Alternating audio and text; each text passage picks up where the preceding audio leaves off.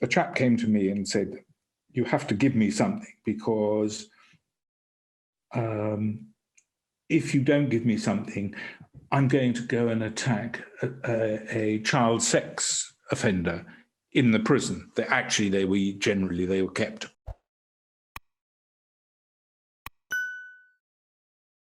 Prisoners were said to be of low intelligence on average, lower than average intelligence.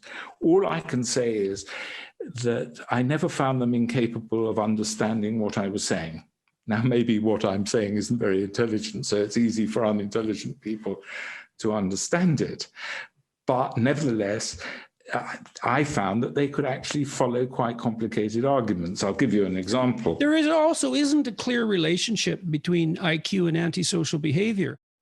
Partly it's complicated too, because many prisoners have histories of head trauma, often from violence and from child abuse and damage from alcoholism and so on. But I know the literature on antisocial behavior. We looked at predictors for years, and even neuropsychological tests that assess prefrontal function, for example, which is hypothetically the seat of inhibition or higher order cognition. The predictive power of cognitive ability in relationship to criminality is really quite low. And yes. IQ is completely uncorrelated with conscientiousness, which is a personality factor, and with agreeableness. So yeah, so well, it's not obvious that criminals are stupid.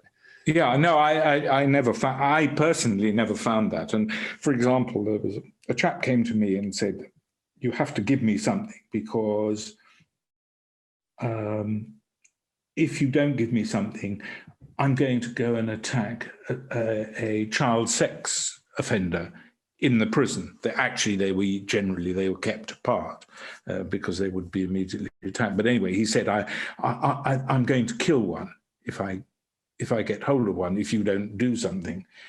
And I said, well, let's think about this. He said, well, why do you feel like that? And he said, well, because they interfere with kiddies, with children. And so I took a bit of a risk. I said, do you have any children? And he said, yes, 3. I said, how many mothers?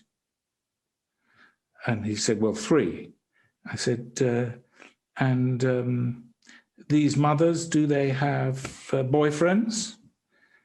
And they said, yes. And I said, 1 or perhaps more? Have they had more than 1? And they said, yes.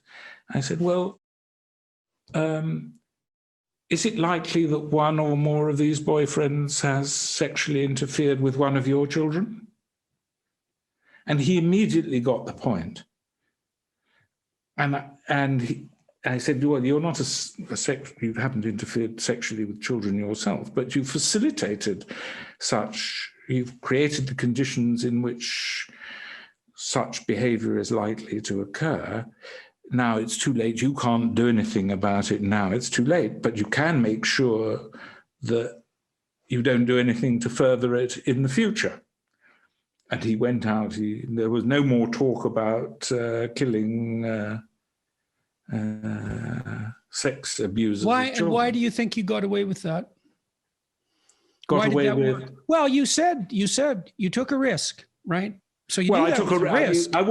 I took a risk. I mean, it was a risk that I didn't know that he had children. I didn't know I had a fair idea because it was so common amongst prisoners.